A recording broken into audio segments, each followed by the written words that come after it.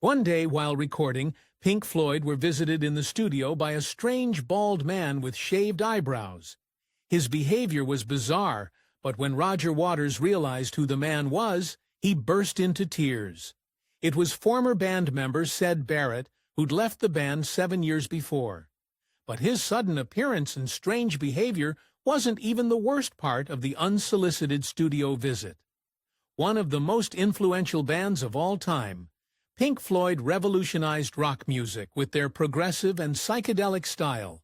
However, it wasn't all happiness and success, but all started in 1965 with its 4 original members. While at university, bassist and singer Roger Waters, keyboardist Richard Wright, and drummer Nick Mason studied architecture together. Just because guitarist and lead vocalist Syd Barrett was 2 years younger than the rest and wasn't at the same school doesn't mean he was a complete stranger. He and Waters were childhood friends, sharing a love of music from an early age. They would eventually turn that passion into a band, but it wasn't Pink Floyd. When Syd Barrett finally joined, the band was performing under the name The T-Set. The change to the name we all know came from a bizarre coincidence. While performing one of their gigs in 1965, the T-Set learned that another band with the same name would also be playing. Thinking on his feet, Barrett changed their name to the Pink Floyd Sound. He'd been a fan of blues music and derived the name from 2 blues musicians whose records he owned, Pink Anderson and Floyd Council. While performing at London's legendary Marquis Club, the band got the attention of an intrigued entrepreneur named Peter Jenner. Impressed by their sound and despite having almost no experience with the music industry, Jenner and his business partner, Andrew King, signed on to manage the group. While Jenner liked the band and its unique style, he did have one suggestion: to drop the word sound from their name. Previously, Pink Floyd had been playing mostly R&B classics, but soon their music began to evolve, and it quickly went down a strange path.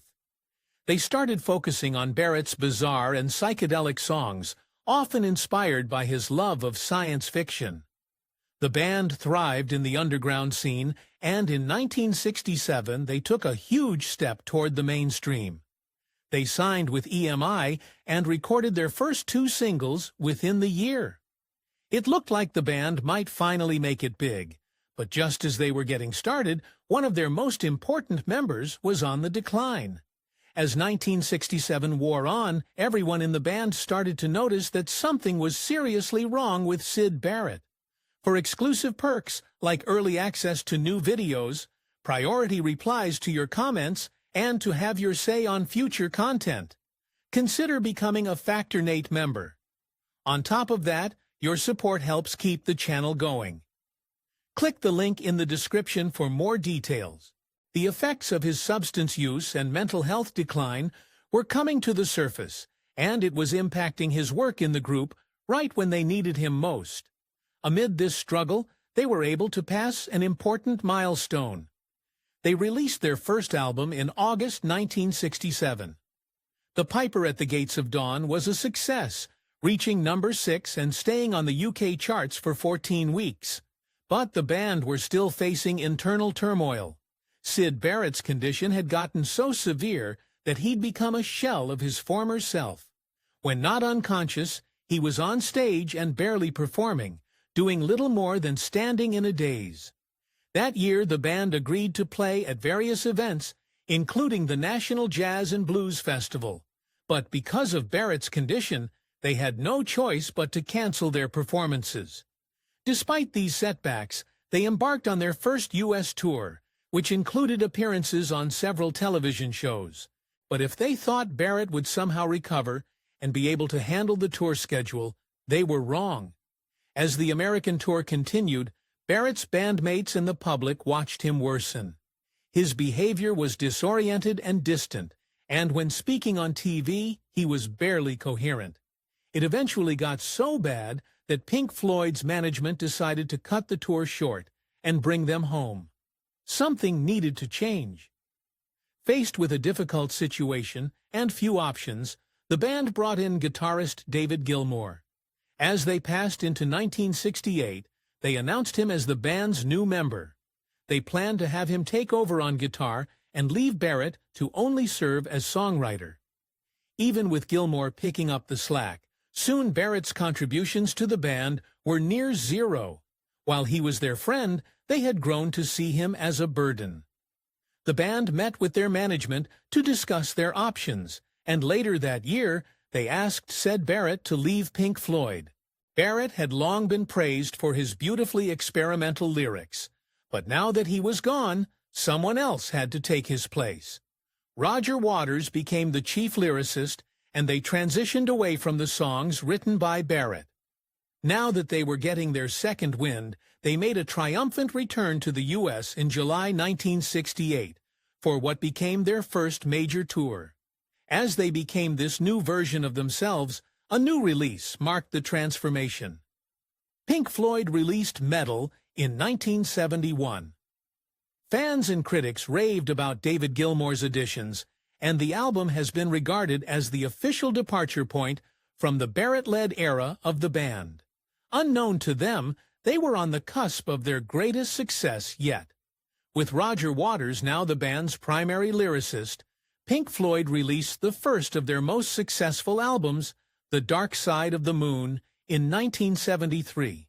It was an immediate hit in the UK, reaching number 2 and spending nearly 7 years on the charts. Globally, the album has sold over 45 million copies. The band experienced a new height of fame and fortune, and it left the band members exhausted in every sense of the word. With such a big success, they needed to come up with a stellar follow-up. They began work on their new album, Wish You Were Here, in 1975. Even for uber-talented musicians, creating something new can be challenging. Yet despite a slew of creative disagreements, personal problems like Nick Mason's divorce, and the band's overall fatigue, Wish You Were Here was another huge hit. Now that they had made it, bigger and more complicated issues began impacting the group. Issues like money, specifically the division of royalties. This dispute spilled into the public eye when Pink Floyd released Animals in 1977. It stood out as their first album without a writing credit for Richard Wright. Wright would later remark on Roger Waters' ego and how he believed he was the reason for their success. Pink Floyd had become a global phenomenon, so naturally the band started to sell out stadiums, but the sheer size of these concerts made the members feel anxious and uncomfortable.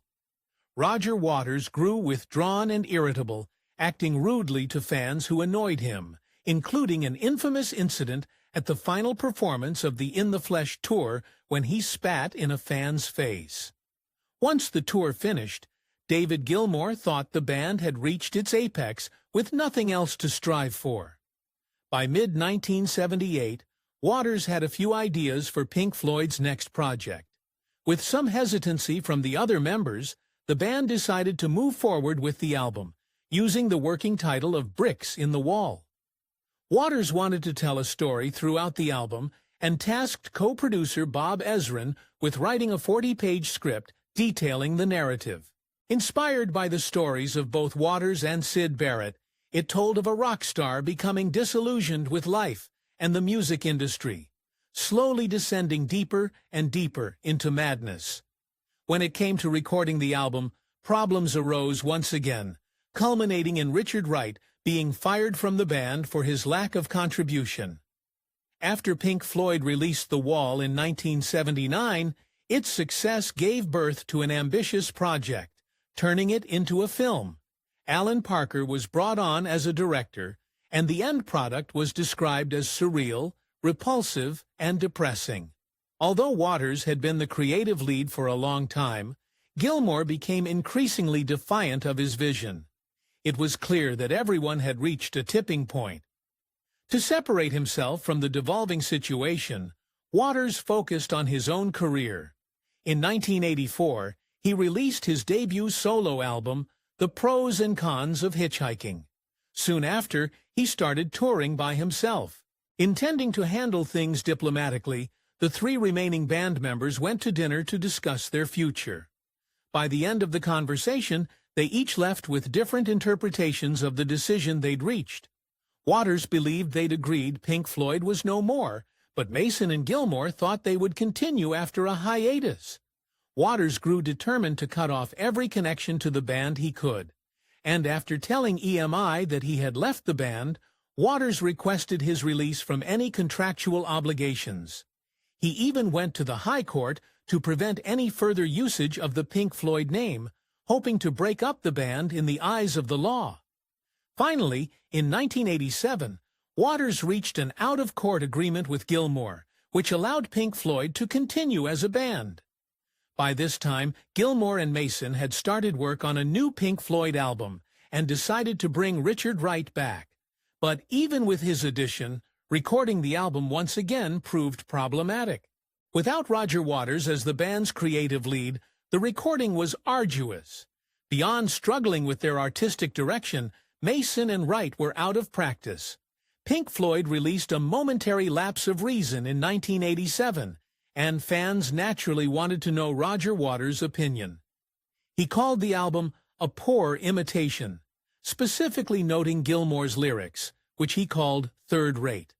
With the relationship between Waters and Gilmour seemingly beyond repair, it looked like they'd never share a stage again, until one day in 2005.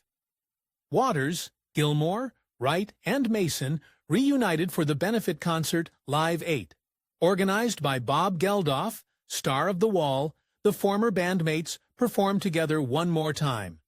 Despite the animosity of the past, Pink Floyd's performance went off without a hitch and included some truly memorable moments.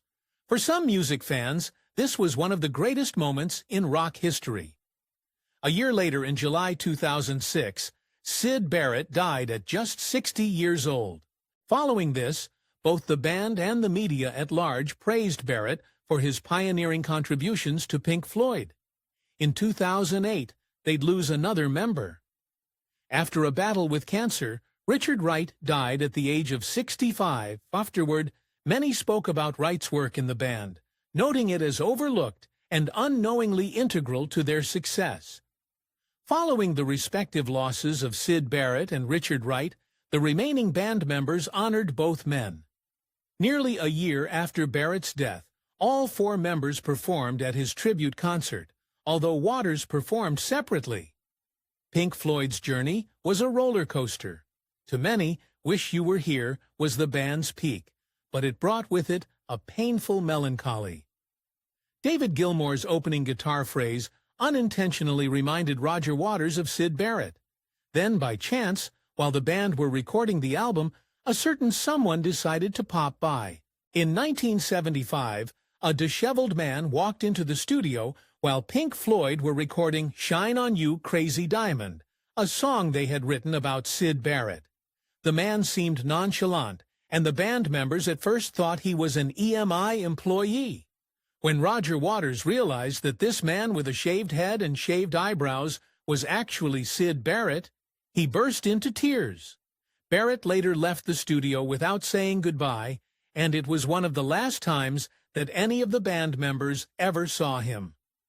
If you enjoyed this Factinate video, give it a thumbs up and subscribe for more incredible stories. If you want to see in who we cover next, join our membership program through the link in the description for exclusive perks. Your support means everything to us. Thanks for watching, and we'll see you in the next one.